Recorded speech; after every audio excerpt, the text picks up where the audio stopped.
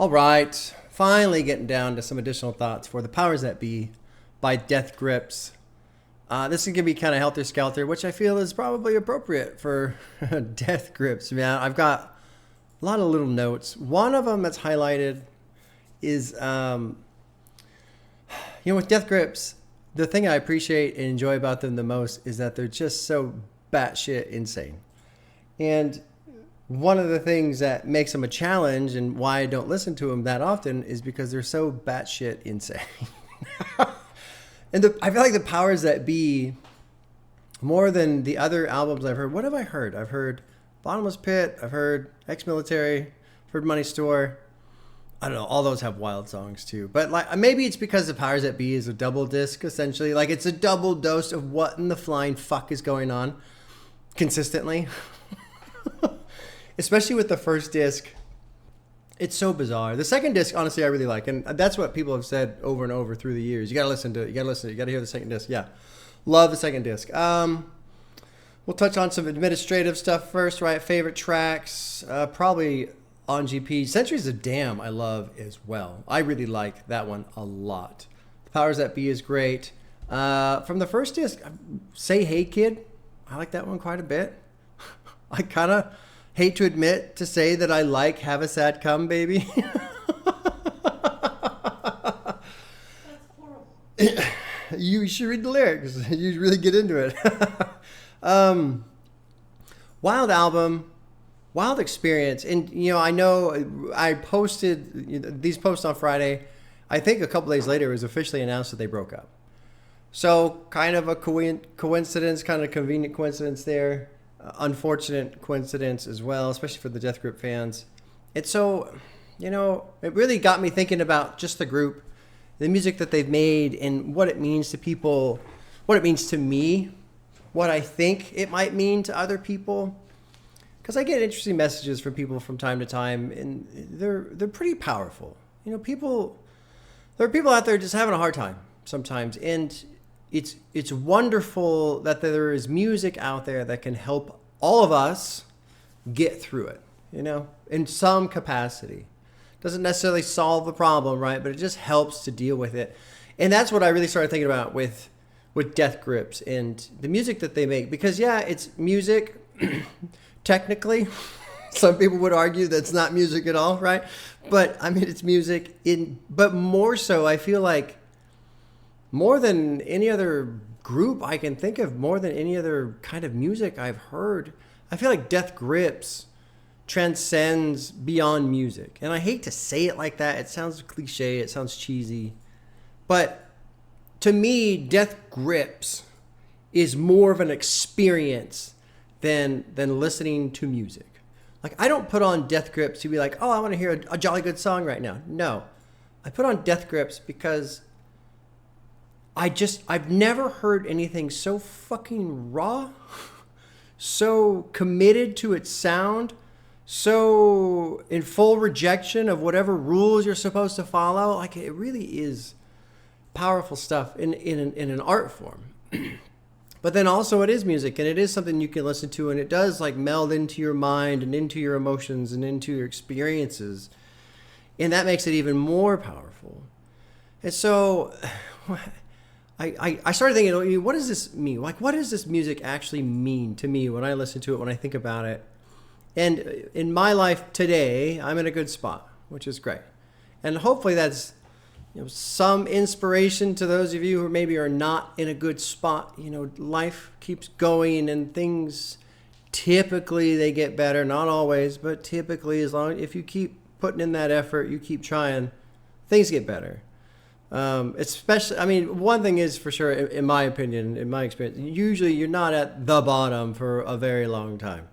It goes one way or the other from there, obviously. And that's, you get into On GP, on General Principle, and how powerful that song is. And MC Ride, the shit that he's saying in that song, and applying this idea of on general principle. And I feel like that in itself is so powerful, to have someone who is so comfortable and totally fine with the idea of suicide and just ending it, and it wouldn't be anything to him at all personally. But on general principle, I'm not going to do it because I'm going to stay here for my friends. I'm going to stay here for my family. I'm going to stay here for them on general principle. And I mean, the phrasing of that, the concept of that, it's almost like it's almost like I'm willing to make this sacrifice to be alive for them. And it's like this total inversion.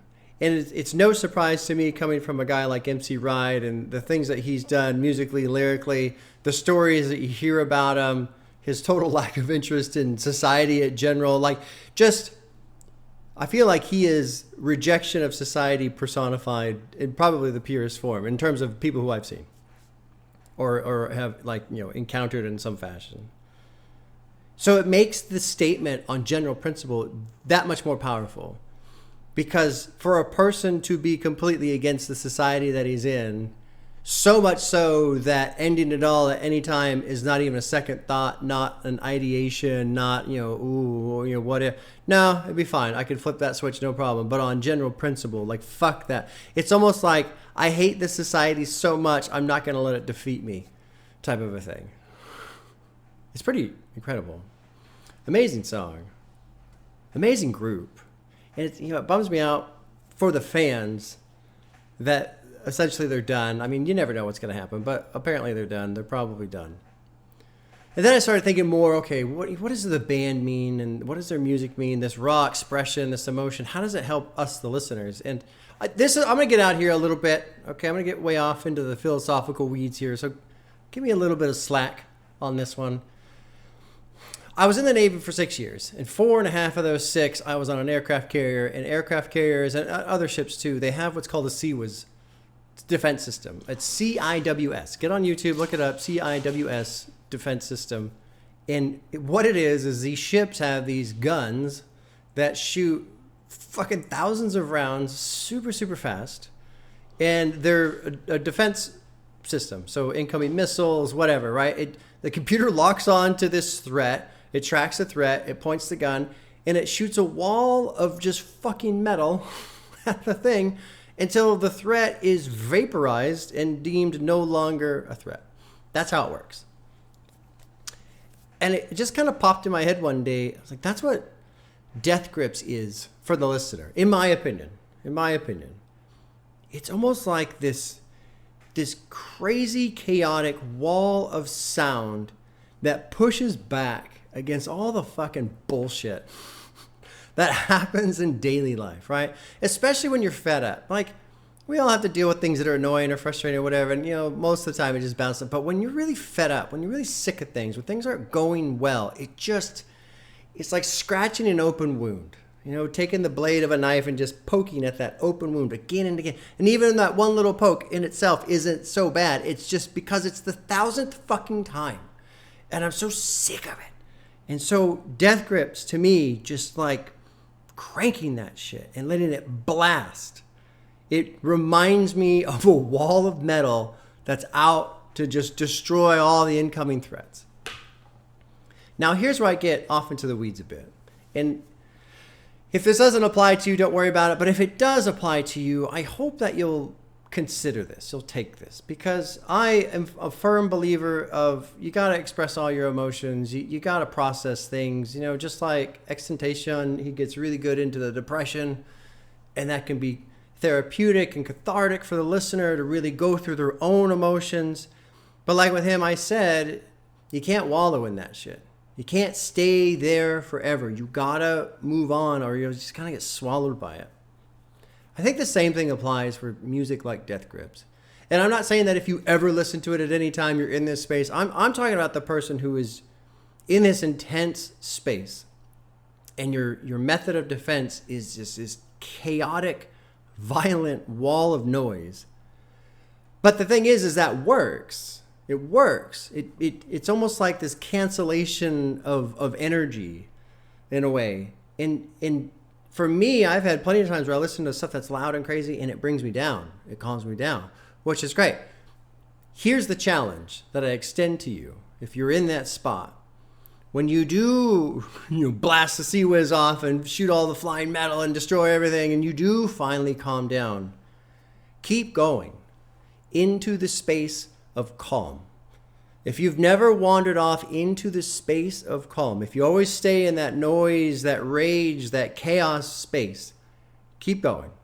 Because to me, just as important as that chaos space can be, so is the calm. The calm is important. And I feel like I was there at one point in my life, and I'm sure there are people out there who are there now. You're almost afraid of the calm because you might discover what's beneath the surface of these, rumbling waves or whatever, however you want to extend that metaphor. So I have some songs written down for calm, to embrace the calm. I'm just going to rattle these off real quick, and then I'll keep going a bit. Nanu 2 by Aphex Twin. Exoskeleton by Dead Melodies. Tippy's Demise by Stars of the Lid. Creatures by Khan. And The Mighty Rio Grande by This Will Destroy You. Those are some of my favorite calm. And not all of them are calm. A couple are ambient, a couple are kind of like post-rock, just instrumental. But they're all incredibly calming for me. And I feel like if you're in this space of just constant chaos, constant noise, constant pushing back, if you get to the point of calm, but then you don't keep going, you're not exploring, in terms of the metaphor of like the missiles incoming, you're not exploring where those missiles are coming from. You're just trying to swat down the missiles. And you gotta explore where that's coming from. You just gotta find those layers, those deeper layers. And I feel like it's important to explore the calm to get to those places. The challenge too is going to be if you put this on and your immediate response is, no, I don't like this. No, this is boring. No, I'm just not. Why? Because it's just music. Just music. What makes you uncomfortable with the calm? Why are you nervous or anxious or uncomfortable with exploring calm? That's my challenge. That's my advice. I don't know how you would describe this, but I think it's important. And somebody who loves music and values music and has used music as a tool for all kinds of shit. I cannot tell you how helpful it has been for me as a person to explore these areas of calm. It's very, very important. I'm coming up on 45 this year, and one of the most useful tools I have begun to acquire, I feel like, is learning who I am. What bugs me, why it bugs me, where that agitation comes from, learning those things. Because if you never know that, you can never fix it. And if you can never fix it, you can never kill the source of all this onslaught, this agitation, and look, there's plenty in life to be upset about and frustrated. I'm not saying that you can't be mad about stuff. It's not like it's all some fucking internalized, trauma. No. There's shit out there that just sucks. That's a fact. But there's also stuff that's inside that we bury away. And it's easier to bury it underneath chaos. When things settle out, things start to expose. But I think it's important to explore that. Okay. There you go. Hope that wasn't too far off into the weeds there. Death Grip fans. What a band. What a fucking band. I don't know if I'll do a reaction to No Love Deep Web. I think that's the last one left that I haven't heard. Somebody else mentioned like they have like a short EP or something. I think I'm at the end of the road for Death Grips, but maybe not. I don't know. No commitment either way. We'll see what happens. But yeah, it's been fun. It's been fun exploring them, listening to them. Yesterday I put on Money Store. I was like fucking just banger after banger after banger. And then it gets to the end, Hacker. And I'm like, oh, this is one of my favorite songs. Although, I think if we're talking favorite tracks from Death Grips, Beware is just way, way, way up there. It's like biblical. That song is so fucking incredible. I've never heard anything like that. Ever. MC Ride is just like a fucking monster. It's incredible. Anyway, okay. All right, y'all. Take care. We'll see you soon.